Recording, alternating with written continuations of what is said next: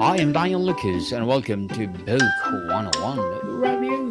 Book 101 is all about the books that I read for the last 40 years. And today I have my special guest. He is the CEO of the Front Dream, no other than Mr. James Hilovsky.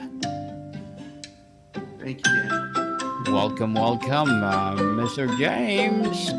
And can you please introduce more about yourself that I missed? Yeah, absolutely. So, what I do is I help athletes and professionals find franchise business ownership matches to them. So, I will show them what's out there in the franchise market. We'll show them their options, and I'll match it to their skill set to make a good fit for them for their second career or to transition out of their corporate job. Yes, indeed, Mr. James. Thank you so much for sharing your knowledge and wisdom today. And today, let's talk about, well, helping athletes' mindset a unique advantage in entrepreneurship. Athletes are famous for their work ethic, often described as grinding. How does this tolerance for repetitive hard work directly translate to the early and glamorous stages of building a business? Yes, I mean, really, athletes. The thing about athletes are in a franchise business model is an athlete has been following a playbook all their lives. Been put in front of them basically from the time they were, literally even playing in little league baseball and all that, because they've always either had to have coaching or some sort of direction. So in franchise business, you are able to they give you the playbook to follow the business. They show you how to start up the business. They show you how to get a site if you need a site, and then they give you that ongoing support. And along the way, they give you all the recipes of how to run the business right. So really, the athlete, they just have to follow that playbook. Hmm. Mr. James, in sports, a big goal of winning a championship is broken down into a daily practices and small wins. How does this systemic approach to achieving a huge goals give athletes a leg up in a business planning? Yeah, I think really for goals and having that in the business world, it is always, hey, the chips are going to be down at some point in business. Well, athletes have had the chips be down during a game if they've had poor performance or dropped a pass or struck out. So they're used to small bits of failure and to rebound and to not get too emotional, to stay even kill and to work themselves out of it. I think really in the business world, it's the same type of way. Don't get too down and don't get too low and don't get too high. The highs and lows are incredible in business. And I think athletes are really good at staying even keel and able to work themselves out if they find themselves in trouble by seeking help as well. Mr. James, an athlete must have a clutch shot with the game on the line. How does this ability to perform under extreme pressure prepare them for high stakes business meditation or negotiation or make or break launches? Yeah, that is great too because the pressure is there, the pressure is on them. So when the pressure of hiring a staff or being in business or making a tough decision comes along to where maybe they have to let an employee go or talk to an employee to coach them up. In the athletes world, that is very good because they're used to that pressure of having tough conversations or making tough decisions because they've done that with the game on the line. Same with their business may be on the line if they don't make this personnel move or something, and they're able to tackle that head on. Even the best athletes have coaches. How does an athlete Ingrained respect for mentorship and feedback make them more effective at seeking advice and building a board of advisors. Yeah, so that is really great too. In the franchise world, like you said, they're used to seeking advice and doing that. And in the franchise world, the athlete can go to the franchisor where and they're not afraid to ask questions. They're not afraid to dig in the business. Hey, am I doing this right? Did this look right? And the franchisor is able to give them constructive feedback, and they're able to take that feedback, even if it's constructive and criticism, and to turn that into a positive into their business, as well as when they're in a franchise business, the franchisees are like teammates. So they're able to get their criticism or say, hey, you need to do things this way or that way, and they're able to take that advice and you know d- work better on their business. On the tangible skills and team dynamics, Mr. James, as star athletes knows they can't win alone. How does their experience in building chemistry and identifying complementary skills translate to hiring and building a world-class business team? Yeah, I think that's another very important attribute that an athlete has, because it's all about in business building a culture. So an athlete knows that he has to have a culture, and he has to set the bar and the example of, hey, everybody's going to be one team. We have one direction we're going to go in. We're going to stay on point with this direction. And you know what? I'm going to teach you. I'm going to advise you. I'm going to let you know when you need to step it up, and I'm going to praise you and do well. So it's all about building that culture of a team that where employees will want to stay with them, and that Hmm. they'll want to help them, and the employees will want to stay and help and do extra hard for the athlete because they know they're going to get treated right and fairly. Dealing with failure, Mr. James, an athlete might fail thousands of times before succeeding. How is it their relationship with failure, seeing it as data, not destiny, a superpower in the volatile world of startups? Yeah, in the franchise with the failure again, like we were saying, they're used to failure. So they're used to what happens when, I strike out in a baseball game. They're going to walk back to the bench, look at video, talk to the coaches. How can they get better? So they already have that ingrained in their mind. Okay, when something's going bad in business, what do I do? I'm going to be calm, relaxed. I'm going to go back and I'm going to go to the franchisor, that's my support team, and ask them, hey, I'm really struggling here. I need some help. Help me dissect my business. What can I do to make it better? And I think that's very important, because oftentimes a lot of people make the mistake of not searching for the criticism or just the openness of, hey, I've got a problem, to seek help. And I think athletes are really great at doing that because they're used to seeking that help. Yes. And Mr. James, many athletes have personal experience as a brand from endorsement deals. How does these give them innate understanding of marketing, brand voice, and customer connection? Yeah, that's a really strong point you made there. It really has to do with the athlete themselves have a personal brand. And I think in business, it's really great to have that personal brand. For instance, we had a NFL football player.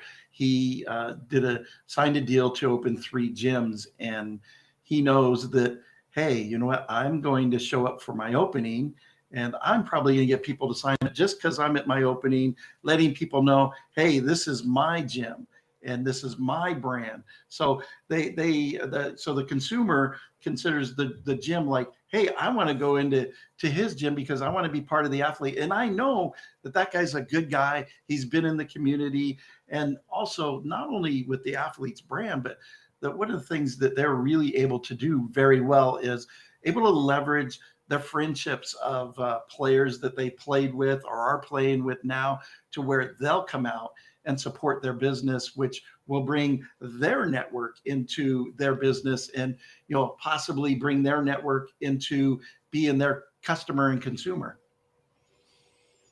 Mr. James, how about on the transition and challenges?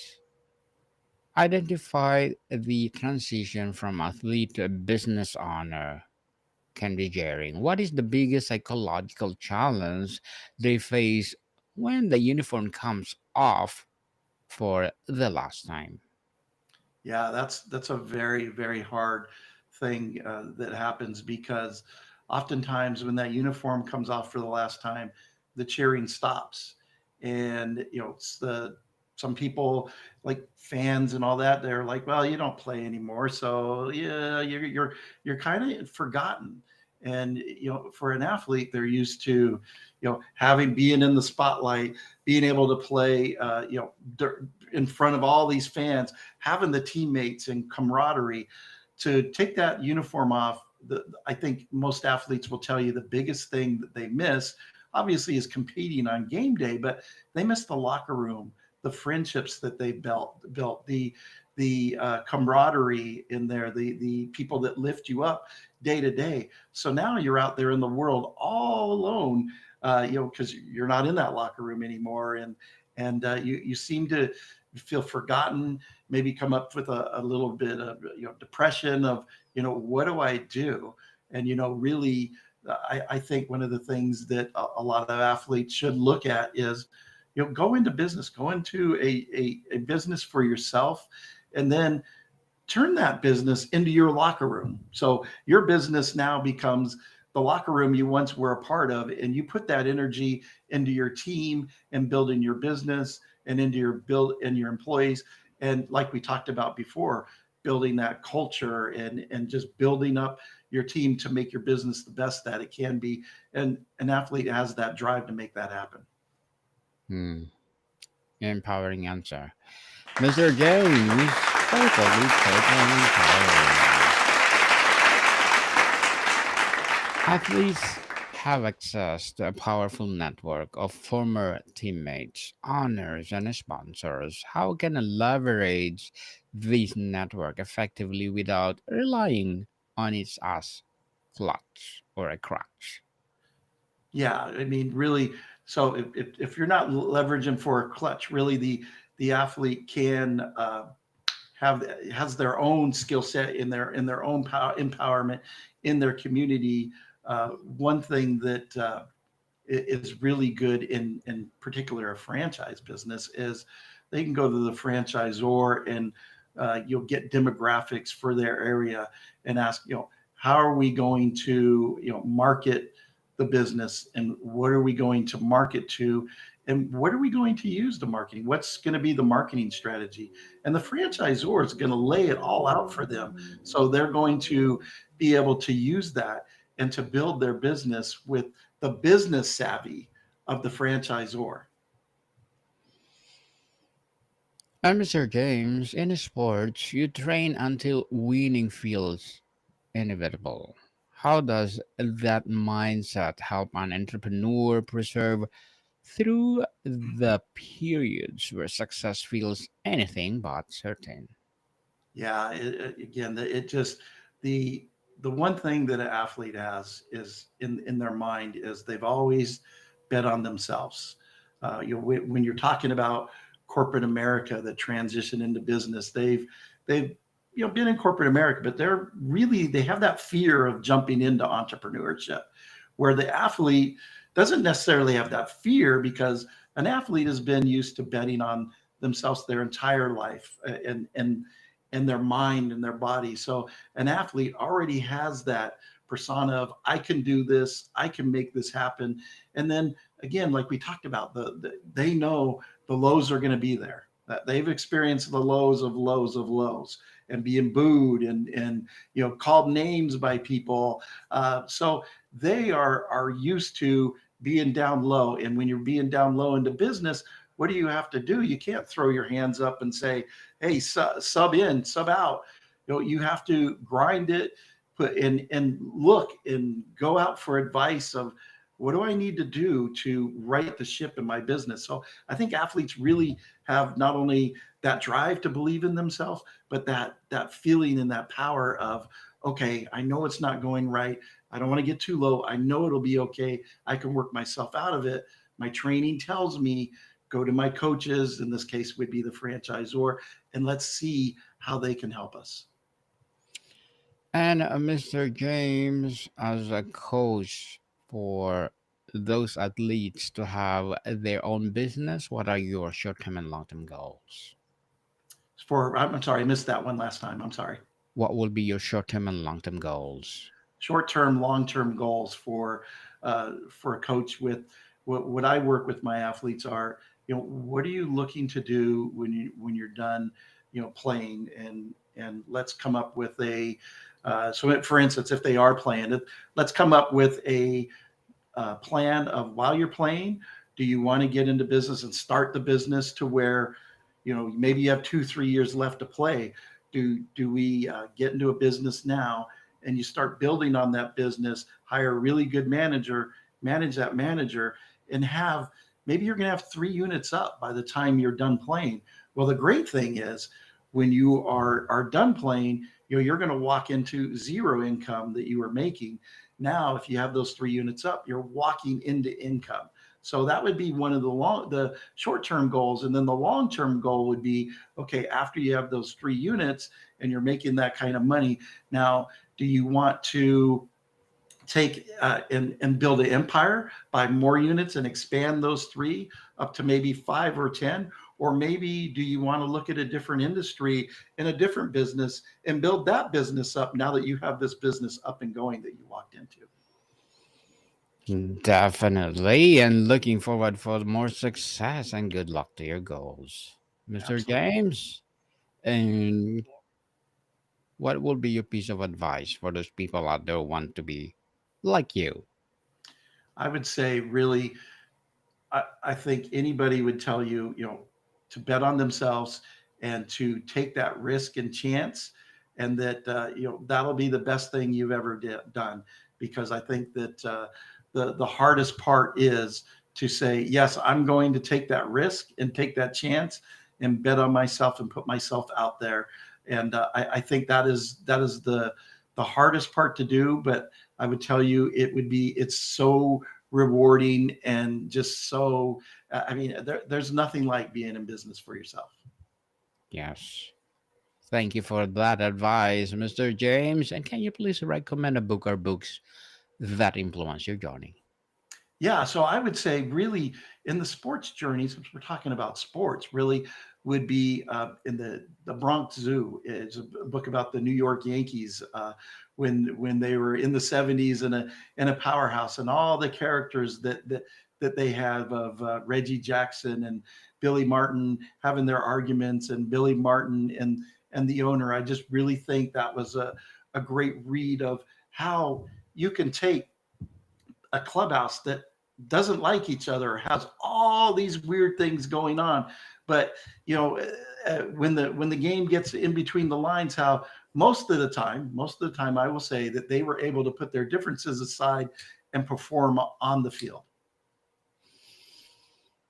Well, thank you for that recommended books, Mr. James. And tell us for the non-athlete entrepreneur, what specific traits or disciplines from athletic world can a traditional business owner borrow to improve their own game? Yes, that's the attributes are really bet on yourself. Don't get too low when business gets rough, because everyone's been there in business. Everybody's experienced failure in business. uh, Seek advice. There's a lot of people that will help you out there. If it's a franchise business, you got the franchisor and all the franchisees. If you're on your own, it's seek the network of your friends that can help you and pull that out. So really, those attributes are bet on yourself. The lows are going to come, and when the lows come, seek advice, seek help, And one other thing really is build a team, build a strong team, and treat them like gold, and just have a super culture into your business, because that really will make or break your businesses. If you have employees that will go the extra mile for you, take care of them, treat them right, and build a world class organization. World class for sure. And what's the biggest misconception people have about why athletes succeed in business? I think really that is the misconception, is that just because they're an athlete, that they're just going to sit back and do no work and to just say hey, and be a mayor, and just kind of show up. Well, that couldn't be further from the truth. The athlete still has to build his team up, and put his team in place, manage his team, put the aces in the places of where they need to go to run the business. And they are the one that turns the machine and make sure that the business is moving. And so it is not the athlete is just showing up and has success because they're just using their name. Using their name for sure. Is there a particular athlete turned business owner whose journey you find particularly illustrative of these principles? And what do they do differently? Well, I would say the late Junior Bridgman was the first who did it in basketball, where he built an empire of restaurants of there. He started it in franchising, and he owned several different franchises. But one thing that he always did, and was to scale his business. So it wasn't 10 he stopped at. It was like, I'm going to have 100 units, maybe some different concepts or different restaurants. And what he did that was very interesting too, was he had people in their place that needed to be there, but he always took care of the people that he had at the beginning of his journey, that were good to him. He was very good to them, that made sure that they were sharing in the wealth and sharing in the profits, that there was always a place for him in his organization. So I think he did it right. He set out and got into a franchise, followed the franchise system. Most recently, we've seen Shaq, who's made tenfold more than he ever made playing basketball, getting into the franchise system, using his name and likeness to different businesses, and taking part of just, I'll take ownership in a business that he's was just the spokesperson for, but he wanted ownership into the business, and that he believes in the brands that he puts his endorsements behind. So I think those are two really good examples of athletes that have really gone out and done it right, and built empires and helped many people along the way. Mr. James, before we wrap up our discussion for today, I invite you to please do listen to my other podcast, people. My other podcast, because my abstract essay is already in fifth season, abstract poetry in second season, and my book 101 review in fifth season too. Comedy 101 in second season, and my food 101 in fifth season as well.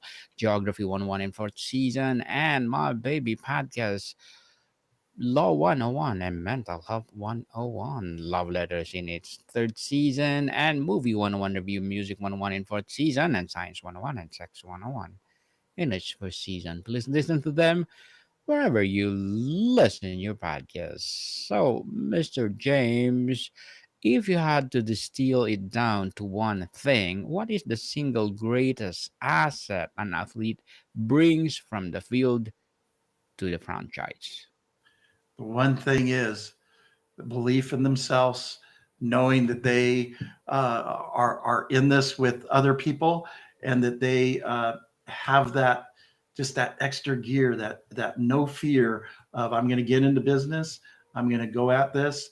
I believe in myself and my talents, and I am going to listen to everything that the franchisor says. I'm going to implement it from my athletic training of following playbooks, and I'm going to be successful. And when I get down low, I'm going to seek out help. All those things make a great business owner, not just for the athlete, but anybody out there in business.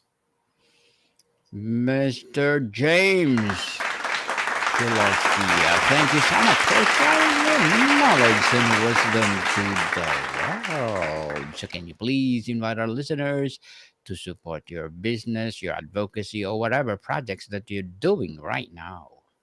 Yes, absolutely. Follow me on thefrandream.com or email me, James at thefrandream. Love to talk business with anybody that's out there. Yes, people, let's support Mr. James Hilovsky because if you support him, for sure, more and more empowering books like this to come. So, Mr. James, thank you so much for your time. Thank you so much for having me. It was a pleasure. More to come, people. See you soon.